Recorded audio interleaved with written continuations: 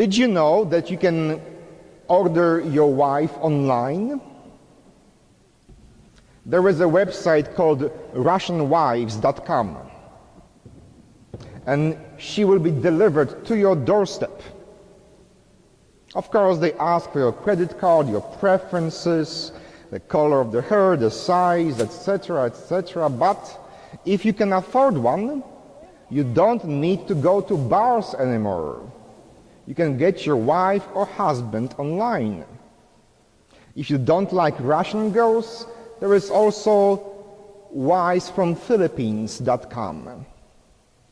Any flavor you want, it can be delivered to your home. Dating is not required anymore. If you are a lazy guy, just go online, fill the application, and plenty of women are waiting to come to this country.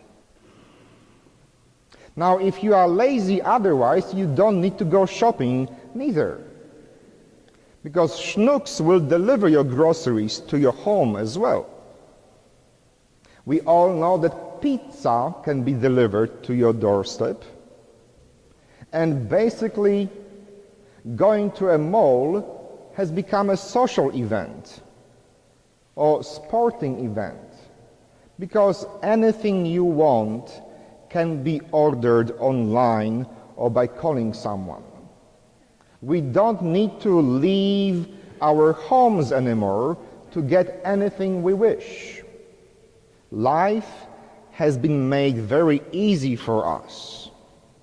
We don't need to bother to get anything. It's so easy to get a wife, husband, pizza, groceries. You can even watch my sermons on YouTube, right? But I prefer you watch it for the second time, the first time being live right here.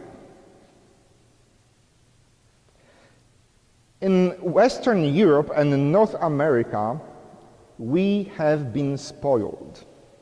We have become very lazy people. We expect everything to be offered to us on a silver plate.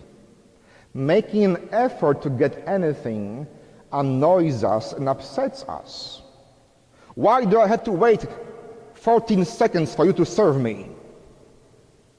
This is unheard of. We are so spoiled that many of my friends tell me, Sunday mornings going to church, please. This is the only day I can sleep in, right? I can watch your sermon later on. I can even use the donate button and donate to your church online. Yes, you can. But we have become so used to being served at our whim that making any effort whatsoever upsets us, annoys us, that it makes us unhappy. We are not used to getting things the old way. We are not used to making an effort. Perhaps that's why most of those marriages from Russia or Philippines or Vietnam don't last more than a few months. You remember the old saying, easy come, easy go. If your wife, if your husband came so easy, who cares? You can get another one next year. When John the Baptist was preaching, he forced people to meet him in the desert. He made a point not to go to a town square, not to preach in a synagogue, not to go where people were, but he challenged them to go out of their villages, to leave the cities and meet him in the desert. This seems to be very contradictory to someone who wants to gather big crowds. If you want to have a mass appeal, you meet people where they are. You will find them and you will send your flyer and you will be there with them. But John is not like that. If you want to listen to John the Baptist, you have to meet him where he is. You have to make an effort to travel outside of Jerusalem to a very unpleasant Judean desert. You have to take a water bottle with you probably and listen to him as he's preaching the good news by the Jordan River.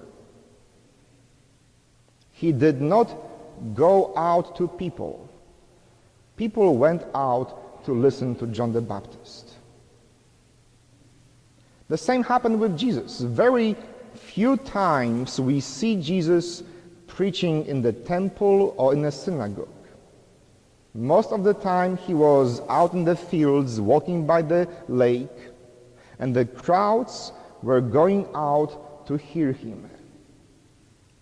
They could not click on Jesus.com to listen what he has to say. They had to make an effort.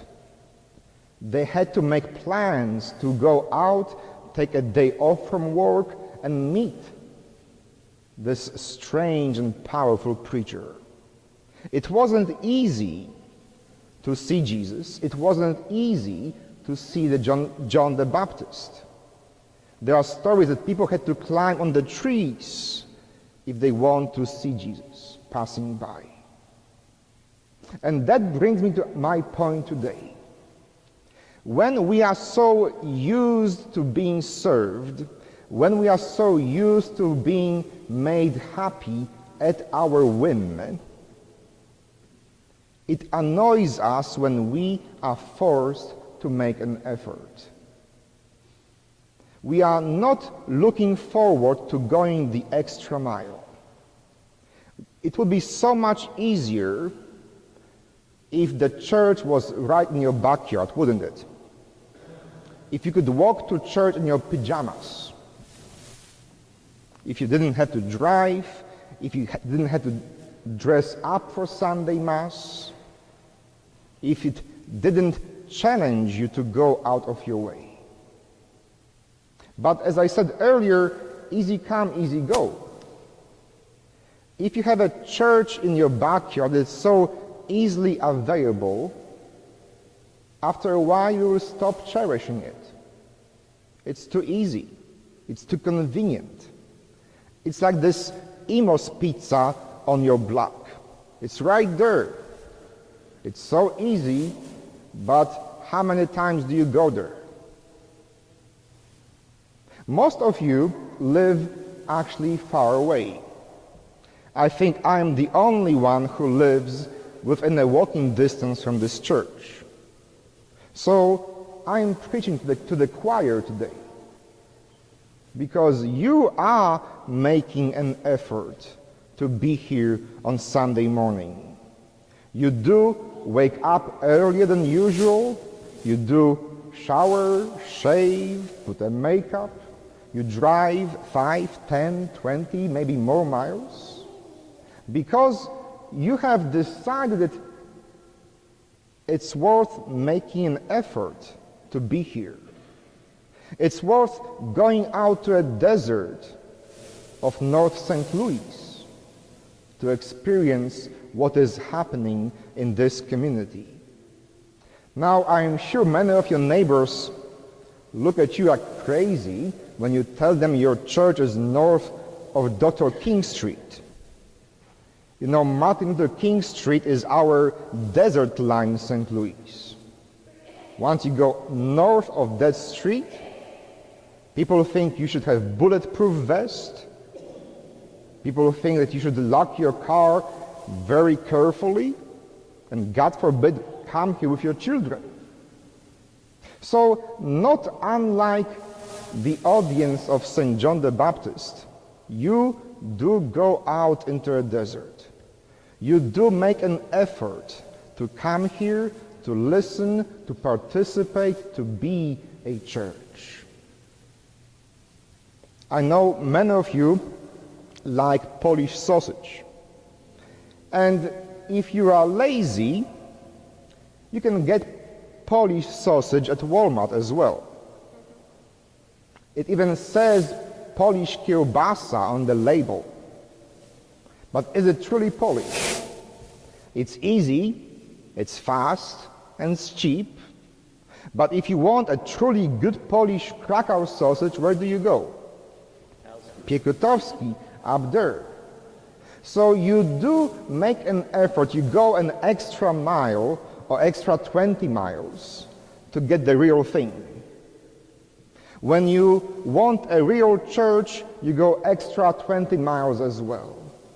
If you want a real good husband, good wife, you make an effort to find a good person. Sometimes I say, finding a good church, it is like finding a good husband, a good wife. You have to date a few losers to find the right one. And I'm sure you have been to other churches before coming here. Not all of them worked out for you, just like you didn't get married to the first boyfriend or girlfriend you went out on a date with. Finding a good church, a good sausage, a good wife can be challenging, but it is worth making an effort. And to conclude, I want to relate what I heard or saw on Facebook a few weeks ago, when someone said that being inside the church doesn't make you Christian, just like being inside garage doesn't make you a car. Well, true. You don't need to be inside church to be Christian. And I'm sure many of you have refrigerators and other items in your garage that are not cars. But think about it for a moment. If you are a car, where would you feel safe overnight? Wouldn't it be your garage? If you were a car in January or February, would you like to be out in the cold on the street or inside your garage? Now, if you are a driver, when you go to your car after it snows all night long, don't you wish you put your car in the garage? When you go out in your car in August and it's 125 degrees outside, don't you wish your car was inside the garage? Of course, you don't need to be in church to be a Christian. You don't need to be inside garage to be a car. But you want to be inside garage when you are a car. You want to be in a good church when you are Christian. And yes, it takes an effort. Yes, it's not very easy. Yes, you have to go extra mile. But do you want an easy church? Do you want an easy wife? Do you want a Polish sausage from Walmart? Good things are worth walking extra mile for. Amen.